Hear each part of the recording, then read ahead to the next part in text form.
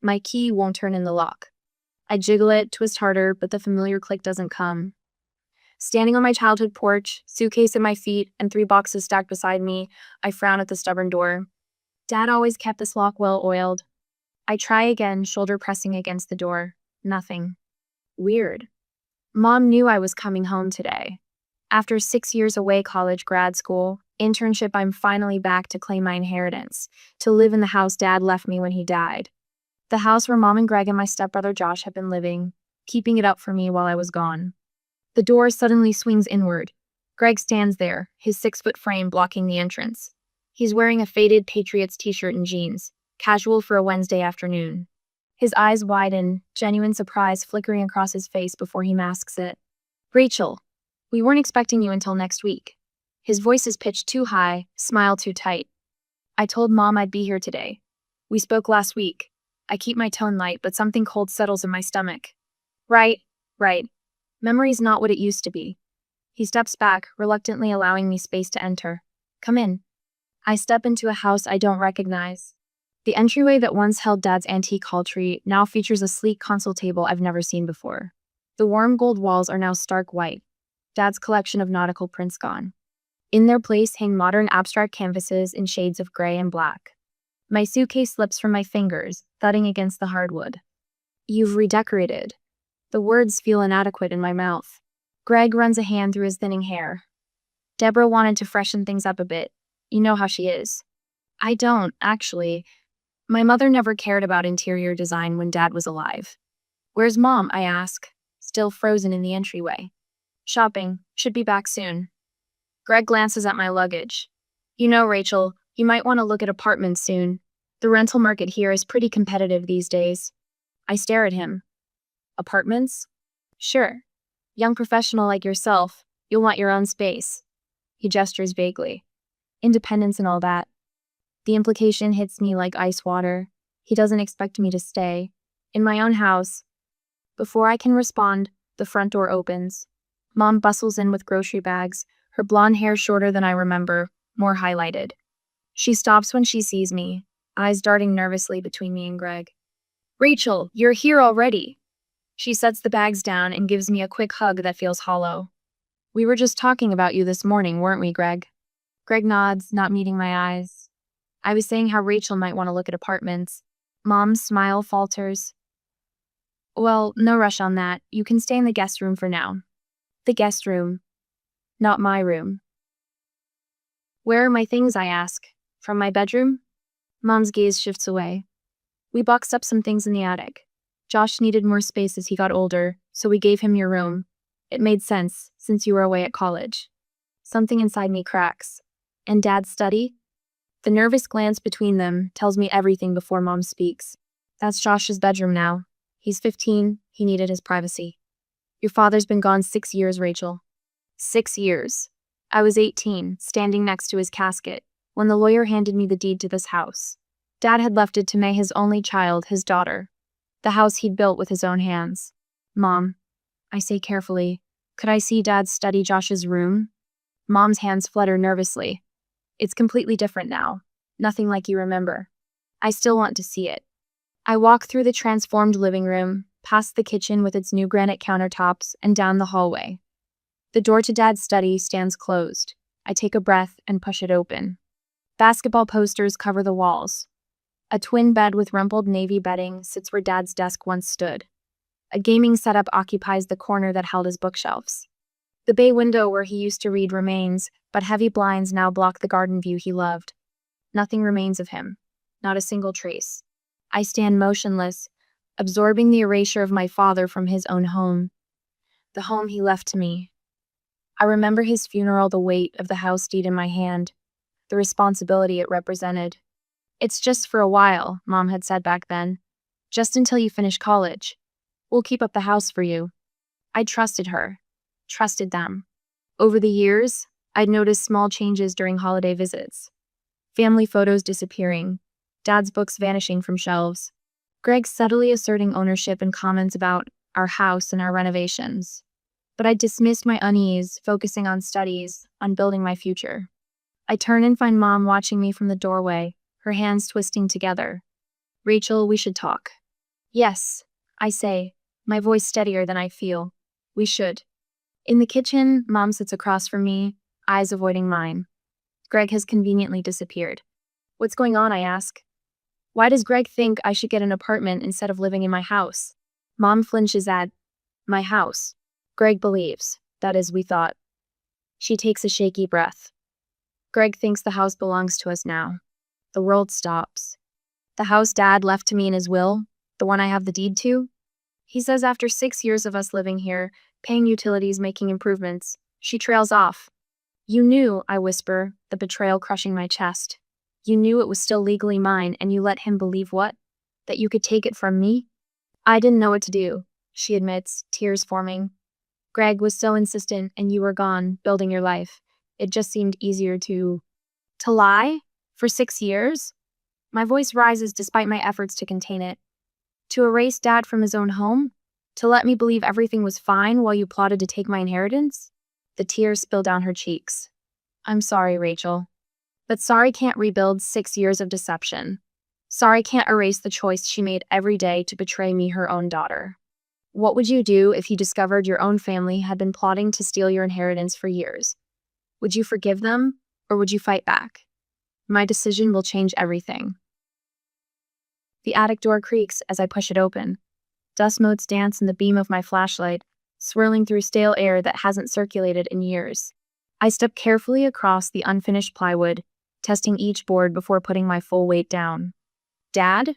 I whisper to the darkness, as if he might answer. My light catches on a stack of cardboard boxes pressed against the far wall. Each bears a label in Mom's neat handwriting. Thomas, books, Thomas Navy, Thomas, photos. A family archive tucked away like shameful secrets. I kneel beside the nearest box and lift the lid. Dad's leather-bound copy of Moby Dick sits on top, the one he read aloud to me every summer at the beach house. Beneath it, dozens more volumes, spines cracked from use, pages dog-eared at his favorite passages.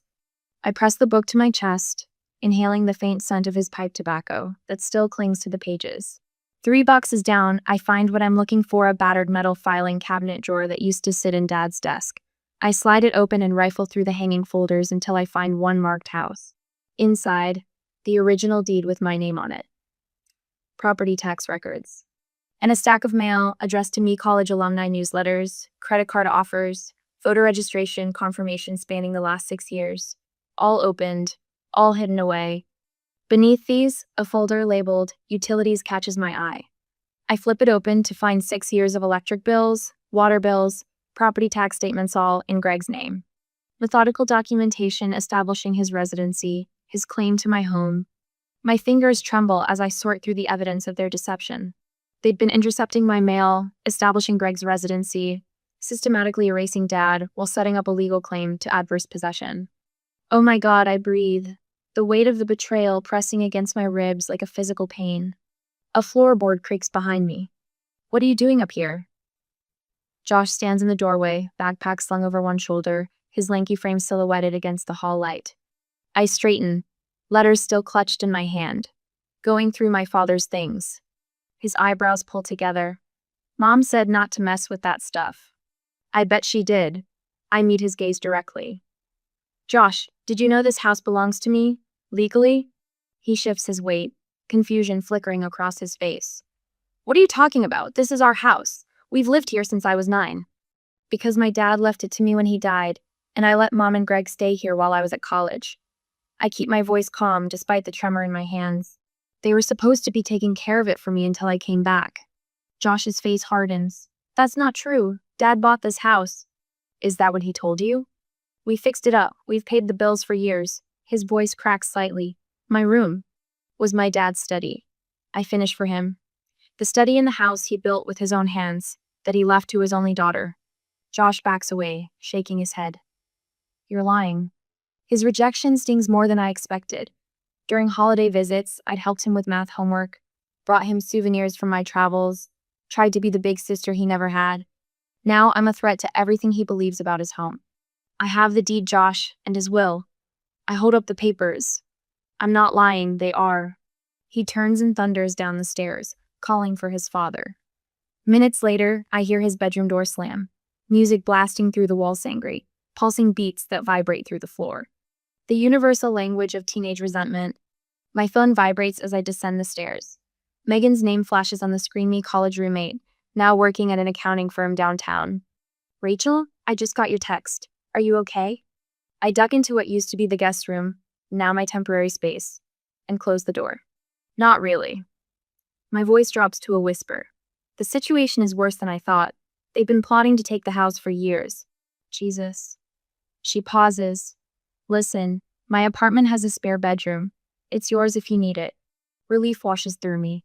Thanks, Meg. I might take you up on that while I sort this out. For how long? Until I get my house back. The determination in my voice surprises even me. After hanging up, I call my new boss at Mitchell Financial. I've only been there 3 days, but Douglas had been Dad's friend before he became my employer. Rachel, he answers warmly. Everything all right with the move-in? Actually, no. I explain the situation in clipped professional terms. A long silence follows. Then, take whatever time you need this week. Work remotely when you can. Your father would want me to help. Another ally. I add his name to my growing list. It's called adverse possession. Greg explains the next evening, leaning back in what used to be Dad's chair at the dining table. We've maintained continuous residency for over 5 years, paid all the utilities, made improvements to the property.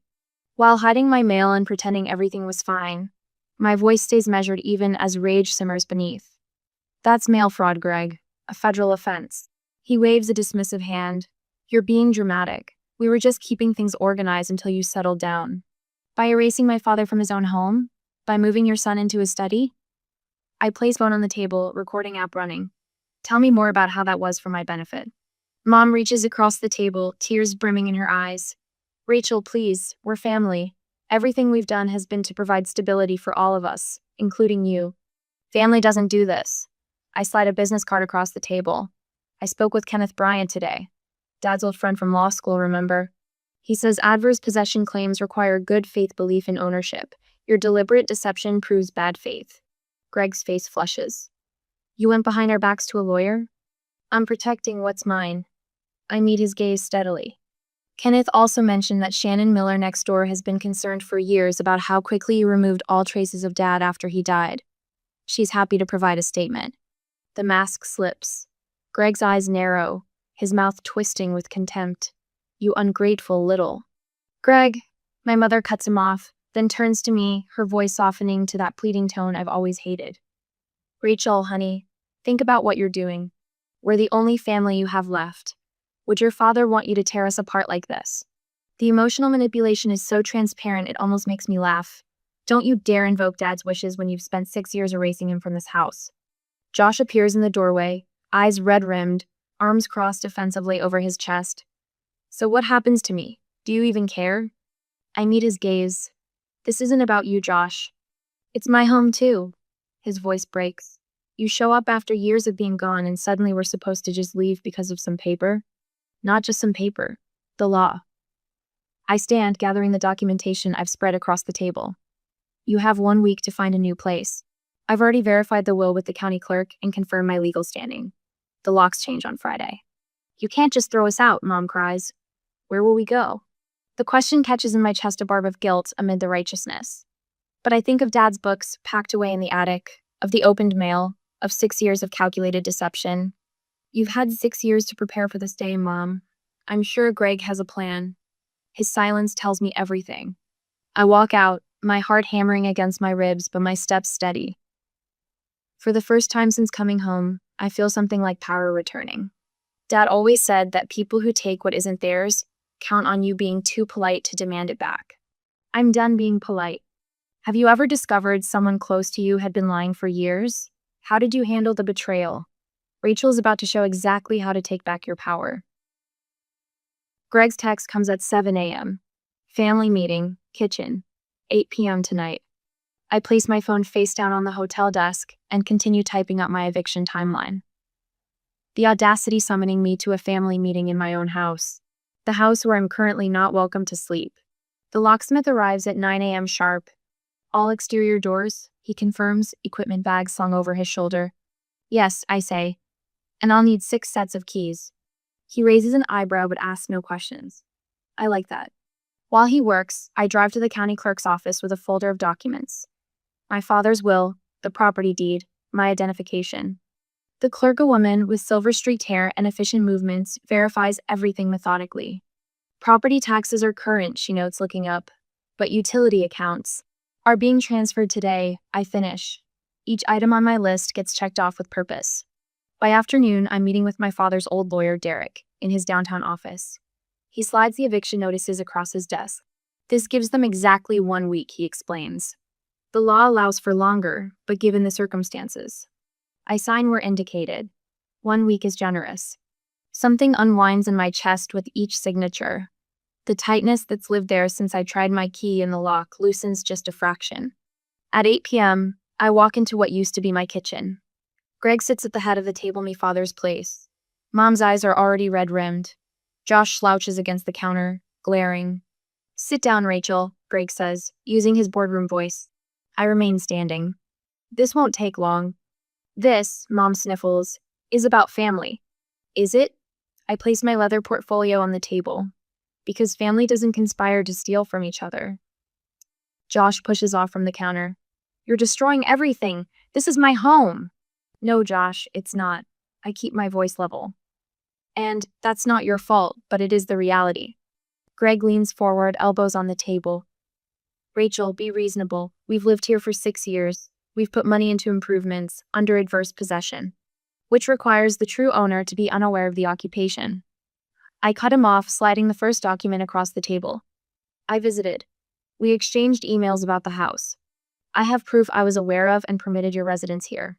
Your adverse possession claim would never stand. His face flushes deep red. And here, I continue, placing down the second document, is the eviction notice. You have 1 week. Mom gasps. 1 week. Where are we supposed to go? That's not my concern. The words taste metallic, necessary. You've had 6 years to prepare for this day. Greg stands abruptly, chair scraping against the floor. You ungrateful little. I wouldn't. I meet his gaze. The property is now under surveillance. Any damage, any items removed that aren't personal belongings, will result in additional legal action. The mask slips. In his eyes, I see the calculation, the fury of a man whose scheme is collapsing. You'll regret this, he hisses. I nod once. Probably, but I'll regret it in my house. The next morning, Allison from work arrives with coffee and determination. Where do we start, she asks, surveying the living room. I hadn't expected this colleagues I've known for barely 3 weeks showing up with moving boxes and cleaning supplies. Behind Allison, Mark and Jen unload more supplies from Mark's truck. Dad's study, I answer. We start there. Josh's belongings have already been cleared out, relocated to the basement, I assume. The walls are bare except for tack marks where posters hung. The blinds still block my father's favorite garden view. As we work, removing the blinds and cleaning years of teenage existence from the space, there's a knock at the door. Mr. Winters, our neighbor for 20 years, stands on the porch. In his weathered hands, he holds garden tools my father's. Thought you might want these back, he says. Tom asked me to keep an eye on them while they were gardening.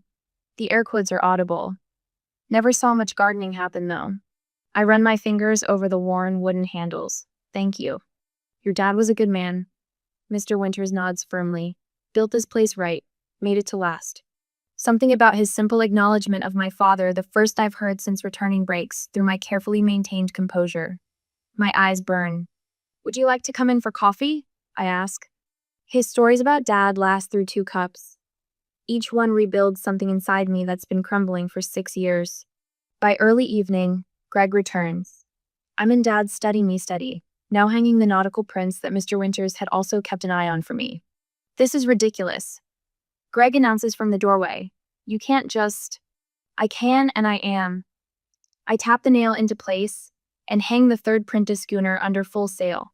I've spoken to my lawyer. His voice holds less conviction than this morning. I turn slowly. Good. Then he'll have explained exactly how solid my position is, and how your attempted adverse possession could be viewed as fraud. He flinches.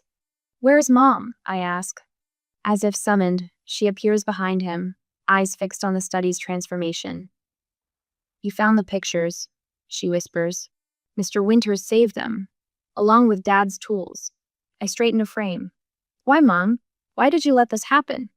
She steps into the room, her fingers twisting together that nervous habit I've seen my whole life. It was easier. After Tom died, everything was so hard. Greg said he'd handle everything. And then one change led to another, and soon it seemed impossible to go back. The truth is so mundane, so human. No grand conspiracy, just weakness and convenience. Josh appears in the hallway, watching silently. "I'm sorry, Rachel," Mom says, and for the first time since I arrived, I believe her. "I just wanted things to be easy." "Well, they're not easy now," I reply. "1 week, Mom. Find a place." That night, after they've gone out to look at apartments, I assume I tour my reclaimed space. Dad's old banker box of photos sits on the dining room table. One by one, I restore them to walls and shelves. Here's Dad teaching me to fish. Here we are building a bookshelf together. Mom and Dad on their 15th anniversary. I place the last photo Dad in this very study, surrounded by his books in the desk. It's almost midnight when I finally collapse onto my childhood bed, still covered in guest room linens, but mine again. For the first time in 6 years, I sleep in my true home. But just as Rachel thought the battle was won, she discovered something that would make Greg's betrayal even more sinister. What hidden evidence would turn this family drama into an all-out war? The camera shutter clicks as I document the chipped baseboard in what used to be my father's study. Evidence. Each photograph catalogs what they've done to my home. "Don't miss the water damage in the corner," calls Elaine, my father's former colleague and now my lawyer. Her heels click against the hardwood as she marks items on her clipboard. "Document everything before they're out." "Already got it." I adjust the camera settings for better lighting. Through the viewfinder, I capture Josh's basketball posters. The adhesive that's damaged the carefully painted walls beneath. Dad would hate seeing his craftsmanship disrespected this way. The professional cleaners arrive at exactly 8 a.m. I scheduled them deliberately early enough that Greg can't interfere, late enough that it's perfectly reasonable. The team leader, a woman with efficiently pulled back hair, hands me a detailed contract. "We'll have everything sanitized and restored within 48 hours, she says. "Just in time for your official move-in date." I sign the paperwork, another calculated move. Every decision now carries equal weight, creates a paper trail. Elaine nods approvingly. "The formal communications went out yesterday," she says, her voice low. "The property boundaries are clearly established, and any further claims will be met with immediate legal action." Good. My voice sounds stronger than I feel. A crash from the kitchen interrupts us. I rush down the hallway to find Greg attempting to remove the high-end faucet he installed last year. "What are you doing?" I keep my voice level despite the fury boiling inside me. "These fixtures are mine," he grunts, wrench still gripped in his hand. "I paid for them." "Those fixtures are attached to the property," Elaine says from behind me, her lawyer voice in full effect. "Remove them, and it's damage to the premises." Greg's face flushes dark red. He drops the wrench with a clatter, stalking past us without a word. Later that afternoon, my phone pings with notifications. Social media alerts. Josh has posted a carefully angled selfie in his room, caption reading, "Last night in my childhood home because my greedy stepsister is kicking us out. Real family doesn't do this to each other." I should feel hurt. Instead, I screenshot it for Elaine. Another notification appears, a message from Mrs. Keller, our next-door neighbor for 15 years. "Rachel, I just had a disturbing conversation with your stepfather. He came over asking if I would sign a statement about their improvements to the house. When I asked questions, his story kept changing. Just wanted you to know I'm on your side." My phone buzzes again. A community group text from my mother. "Please keep our family in your thoughts as we navigate an unexpected housing change. Some of you have asked how you can help us during this difficult time." I set my phone down, refusing to engage. The professional cleaner catches my eye, raising an eyebrow at the sound of my continued notifications. "Family drama," I explain simply. "We see it all the time," she replies, voice neutral. "Especially in inheritance situations." By evening, 3 of my colleagues from the financial firm arrive with takeout and determination. Marisol starts unboxing my kitchen supplies, while David and Kim hang my father's nautical prints back in their rightful places. "My aunt went through something similar," says Marisol, carefully arranging glasses in the cabinet. "Her brother tried claiming their mother's house after caring for her. The courts shut that down fast. The neighbors keep stopping by," Kim adds, straightening a frame. "That older gentleman brought over what he said were your dad's garden tools, said he'd been safe keeping them. Mr. Reeves, Dad's best friend." My throat tightens. Everyone's being incredibly supportive. David says, unpacking books. You know what that means, right? They knew what was happening wasn't right. My phone rings, Josh's name flashing on the screen. I silence it. Not ready for that conversation yet. From the window, I spot Greg and my mother arguing in their packed car. I can't hear the words, but their gestures tell enough. Her head is in her hands. His face is tight with fury. Even from this distance, I can see the cracks forming in their united front. The phone buzzes again. A text from Josh. Did Dad really try to sell the house? Is that true? Another message arrives before I can respond. This one from my mother. I'm so sorry, Rachel. I never should have let this happen. Can we talk? Just us? I set the phone down without replying. Through the front window, I watch their car finally pull away. Greg's angry profile visible through the windshield, my mother's silhouette slumped beside him. My house keys feel solid in my palm, new keys for new locks. When I discovered what Greg had been planning for my father's home, I knew there was no going back. The final confrontation would change everything. I closed the curtains and turned back to my friends, my new family, who continue restoring my father's memory to these walls. The doorbell rings at exactly 10:17 a.m. I've been expecting this. Through the window, I spot Greg's silver Audi in my driveway. Deborah slumped in the passenger seat, face angled away from the house. Josh stands awkwardly beside Greg on my porch, hands shoved deep in the pockets of his oversized hoodie, shoulders hunched. I take a steadying breath, my father's watch heavy on my wrist, and open the door. Rachel. Greg forces a smile that doesn't reach his eyes. We've come to pick up a few things. I wasn't expecting you until this afternoon. I block the doorway, one hand still on the knob. Plans changed. He gestures to the house behind me. We won't take long. There are just some items that belong to us. I noticed the rental truck parked across the street. Not just a few things then. What items specifically? My voice stays calm, controlled. I've prepared for this moment for days. Greg's smile tightens. The dining room set, for one. Deborah's grandmother's, and the antique mirror in the hallway. My father's mirror? The one he restored himself? I raise an eyebrow. And the dining set he built for his and Mom's 5th anniversary? Josh looks up sharply, confusion crossing his face. Deborah remembers it differently, Greg says, shifting his weight. I'm sure she does. I step back, allowing them entry. Come in, let's discuss this properly. They follow me to the living room, Josh trailing behind, eyes darting around the transformed space.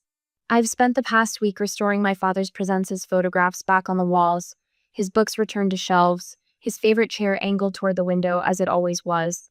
I have something to show you, I say, retrieving a folder from the side table. Greg remains standing, arms crossed. We don't need paperwork, Rachel. We just need to get our things and go. Actually, you do need to see this. I extract a document, handing it to him. This is my father's will, specifying every item of significance in this house, including the dining set and hallway mirror. Both specifically left to me. His eyes narrow as he scans the page. This doesn't... And this, I continue, extracting another document, is the appraisal of those items from when my father died. And this, another paper, is the insurance coverage specifying them as heirlooms protected under my policy. Josh steps closer, peering at the documents in Greg's hands. Dad? His voice carries an edge of uncertainty I've never heard before. Greg ignores him. This doesn't change anything. We've maintained these items for years. Maintained them while living rent, free in my home, I remind him. And there's something else you should know. I walk to the small security camera mounted in the corner of the living room. I've installed these throughout the house, including one in my father's study that recorded you last week, searching through the remaining documents in his desk. The color drains from Greg's face. I also have copies of the emails you sent to Riverdale Realty 3 months ago, I say, pulling out printed emails with his name clearly visible. The ones discussing selling this house, my house, after I agreed to the arrangement you were planning to propose. Josh's head snaps toward his father. You were going to sell the house? You said we were just moving to something smaller because... Josh, wait in the car. Greg's voice cuts like steel. Number. Josh steps away from him. You told me Rachel was being selfish, that she was trying to kick us out after we'd taken care of her house for years. That's what he needed you to believe, I tell Josh gently, just like he needed Mom to believe she was doing what was best for everyone. The front door opens, and Deborah finally appears, eyes red-rimmed, arms wrapped around herself. She looks smaller somehow, diminished. Greg, please, let's just go, she says, not meeting my eyes. We're not leaving without what's ours. Greg insists, but his voice has lost its conviction. Nothing here is yours, I say firmly, and I think you need to leave now. You ungrateful little. He steps toward me, finger pointed. Don't. Deborah's hand catches his arm. She's right, it's over, Greg. His head whips toward her, disbelief etched across his face. What did you say? I said it's over. Her voice strengthened slightly. I never should have let this happen. Rachel's right about everything. Mom.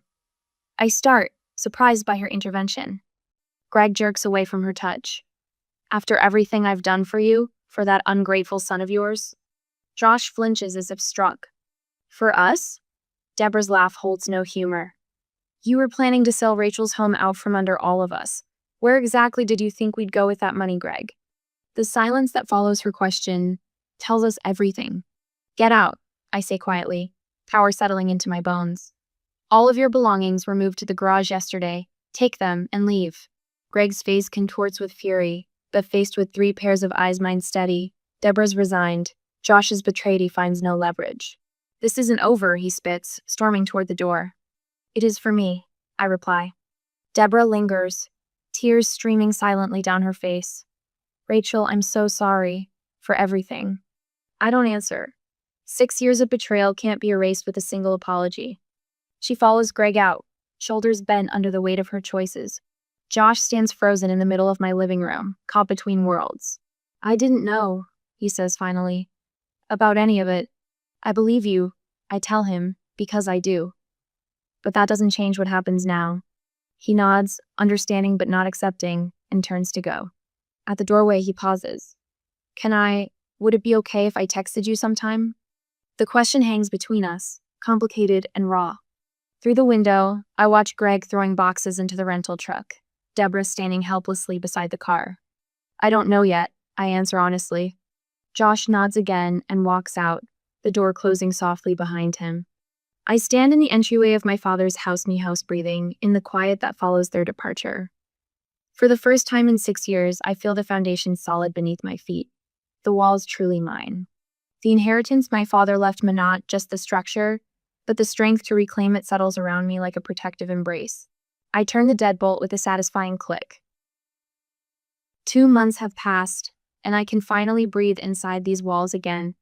The smell of lemon oil permeates the air as I polish the oak banister Dad crafted by hand 20 years ago.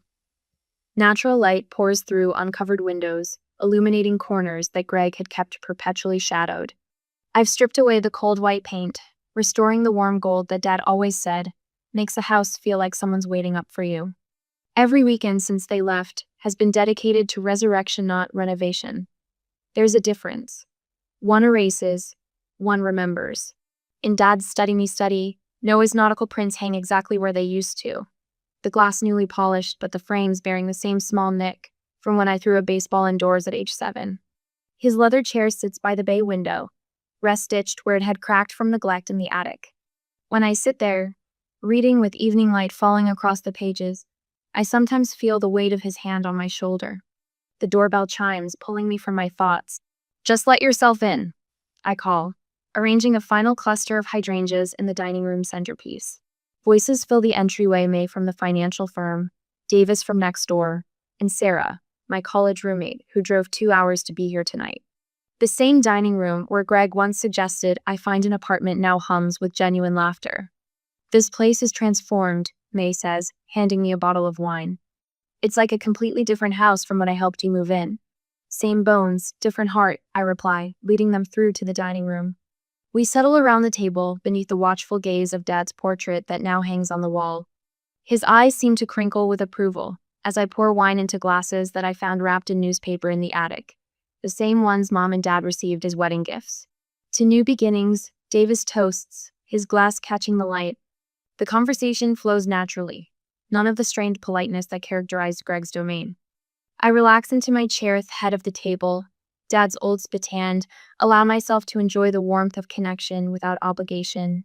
Later, after everyone is gone, I sit on the porch swing with a cup of tea, watching fireflies rise from the garden I've coaxed back to life. Dad's rose bushes are blooming again after years of neglect. Like me, they just needed someone to care. My phone chimes with a text notification. Josh's name appears on the screen. Can we talk sometime? When you're ready, no pressure. I don't respond immediately. Dr. Levine, my therapist, has helped me understand that healing doesn't require immediate forgiveness. That boundaries aren't just walls but foundations. 3 unopened letters from mom sit in my desk drawer. I'm not ready yet, but not ready isn't the same as never. The neighbor across the street waves as she walks her dog, the same woman who slipped me dad's garden tools the day after Greg and mom left, saying she'd held on to them for safekeeping all these years. Tomorrow, I'll help Cam from work navigate his inheritance dispute with his brother. His gratitude when I offered feels uncomfortable. I'm not an expert, just someone who learned boundaries the hard way. But perhaps that's enough. I trace my fingers along the porch railing Dad built, feeling every whorl and grain of the wood. The house settles around me with familiar creaks and sighs as twilight deepens. Through the window, I can see Dad's photograph watching over the empty dining room, the echo of laughter still hanging in the air. Some houses are just buildings. This one is my inheritance, not just of property, but of who I am.